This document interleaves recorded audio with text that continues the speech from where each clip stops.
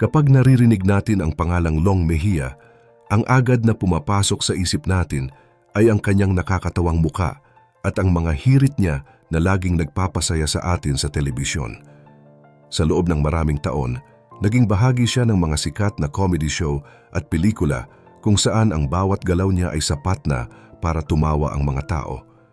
Pero ang hindi alam ng marami, dumaan din sa matinding pagsubok ang komedyanteng ito noong bigla siyang nawala sa harap ng kamera. Maraming artista ang kapag nawalan na ng proyekto ay tuluyan ng nakakalimutan at hindi na muling nakakabangon dahil sa hirap ng buhay. Dumating si Long sa punto na halos wala nang tumatawag sa kanya para sa trabaho at ang dating malaking kita niya ay unti-unting naubos hanggang sa mahirapan na siyang tustusan ang kailangan ng kanyang pamilya. Isang malungkot na katotohanan ito na madalas ay hindi natin nakikita dahil ang akala natin ay palaging masagana ang buhay ng mga taong napapanood natin sa TV. Pero sa likod ng bawat tawa, may isang mabigat na laban pala siyang hinarap noong panahong wala nang naniniwala sa kanyang talento. Ano nga ba ang naging sikreto niya para muling magkaroon ng pangalan at paano niya nalampasan ang hirap na halos sumira sa kanyang karera? Pero bago po ang lahat, baka pwedeng palike ang video na ito dahil napakalaking bagay na ito sa aming content creators. Maraming salamat po. Bago pa man siya naging sikat na artista, ang buhay ni Long Mejia ay malayo sa kinang ng showbiz dahil lumaki siya sa gitna ng kahirapan. Maaga siyang natutong magsumikap dahil isa siya sa mga batang nagtitinda sa baklaran at naglalako sa kalsada para lang makatulong sa kanyang mga magulang. Araw-araw ay naranasan niya ang hirap ng pagod, init at gutom sa kalsada, pero sa kabila ng lahat ng iyon ay dala-dala niya ang isang kakaibang abilidad. Kahit napagod na siya sa paglalako, ay nagagawa pa rin niyang magpatawa ng mga tao sa paligid niya at iyon ang naging unang puhunan niya sa buhay. Ang hindi niya alam noon, ang simpleng pagbibigay ng saya sa iba ang magiging pundasyon ng kanyang buong kinabukasan sa mundo ng telebisyon. Minsan kasi, ang isang bagay na akala mo ay maliit lang ay siya palang magdadala sa iyo sa pinakamalaking pagkakataon na babago sa iyong buhay. Pumasok si Long Mejia sa industriya ng showbiz hindi bilang isang bida agad, kundi nagsimula siya sa mga simpleng trabaho at bilang isang extra sa mga eksena. Madalas ay nasa gilid o likod lang siya ng mga sikat na artista, pero ginamit niya ang oras na iyon para mag-obserba at matuto sa bawat galaw ng mga direktor at mga veteranong komedyante. Pinag-aralan niya kung paano ang tamang tiyempo ng pagpapatawa para maging epektibo ito sa mga manonood. Tuwing may pahinga sa taping, nagpapatawa siya sa mga crew at mga staff, hindi dahil gusto niyang magpasikat, kundi dahil ito talaga ang kanyang natural na ugali. Dahil sa kanyang pagiging masayahin, unti-unti siyang napansin ng mga tao sa produksyon hanggang sa mabigyan siya ng maliliit na papel na naging simula ng kanyang pag-akyat sa tagumpay. Ang pinakamalaking pagkakataon na nagbago sa kanyang kapalaran ay nangyari noong may isang artista na hindi nakasipot sa nakatakdang taping.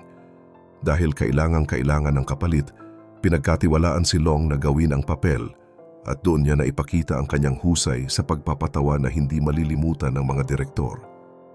Nang makuha niya ang pagkakataon na pumalit sa nawawalang artista, hindi na hinayaan ni Long Mejia na makawala pa ang tsansang iyon. Doon nagsimula ang pag-usbong ng pangalang Long Mejia na kilala nating lahat.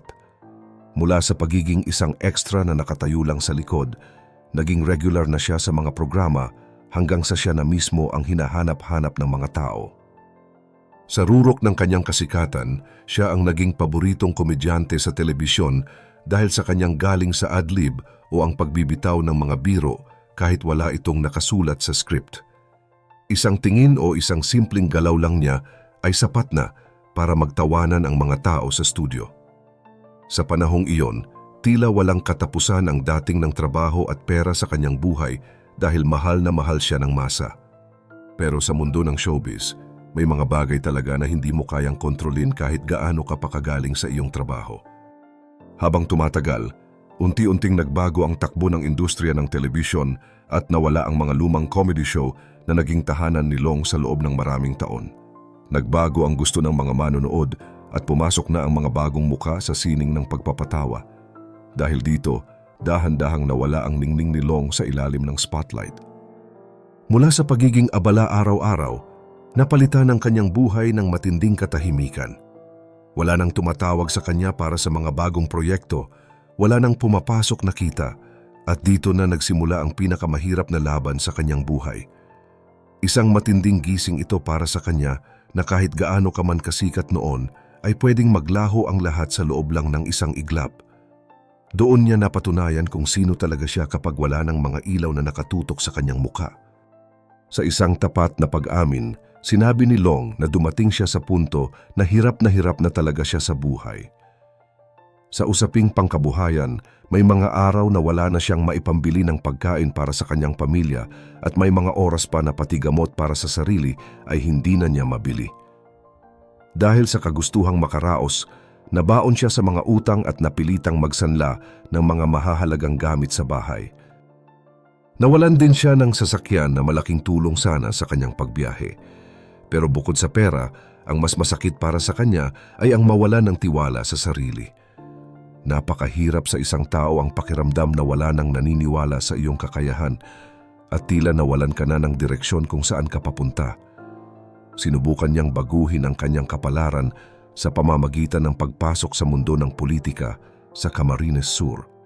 Umaasa siya na sa pamamagitan ng pagiging leader ay makakatulong siya sa kapwa at maipakikita na may iba pa siyang kayang gawin bukod sa pagpapatawa. Ngunit hindi siya pinalad at 2 beses siyang natalo sa eleksyon. Mas masakit pa rito ang mga naging komento ng ibang tao na nagsabing pang-comedy lang siya at hindi dapat seryosohin sa usaping pamumuno. Ang mga salitang ito ay nagpabigat lalo sa nararamdaman niya. Pero imbes na tuluyang sumuko, tinanggap niya ito bilang isang mahalagang aral sa buhay. Sa gitna ng kanyang pinakamadilim na panahon, isang kaibigan naman ang hindi tumalikod sa kanya. Si Manny Pacquiao ang nag-abot ng tulong sa kanya noong panahong wala na siyang malapitan.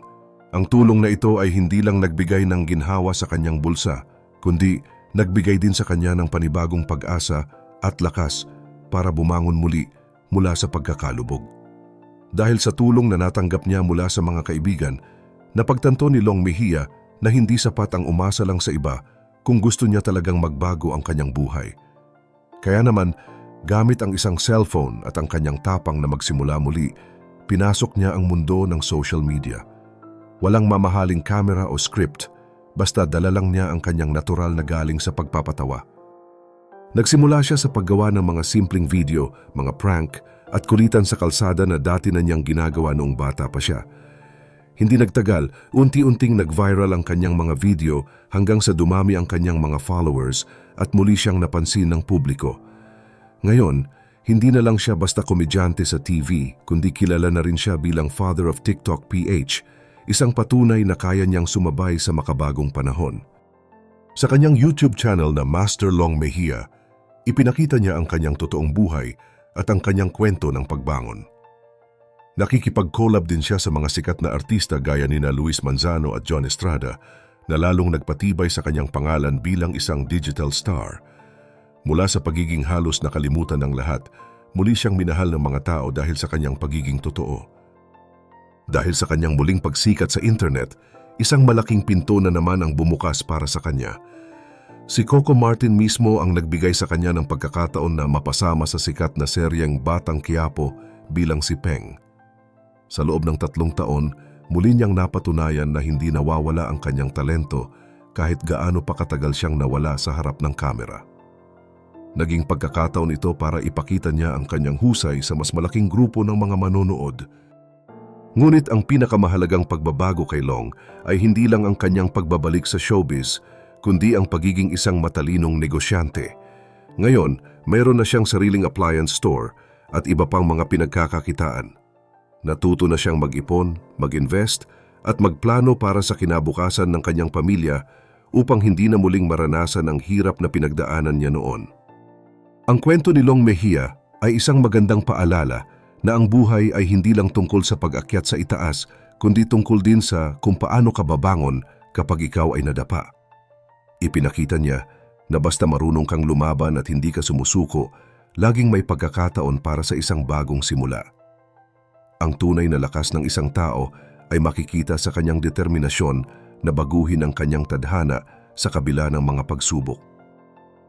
Kayo, ano ang masasabi niyo sa naging journey ni Long Mejia mula sa pagiging extra hanggang sa pagiging father of TikTok? Mayroon din ba kayong kwento ng pagbangon mula sa isang mahirap na sitwasyon na gusto niyong ibahagi? Isulat mo naman ang iyong mga karanasan at opinyon sa comment section dahil siguradong marami tayong mapupulot na aral mula rito, at huwag niyo ring kalimutang i-like ang video na ito at mag-subscribe para sa mas marami pang kwento ng inspirasyon. Hanggang sa muli.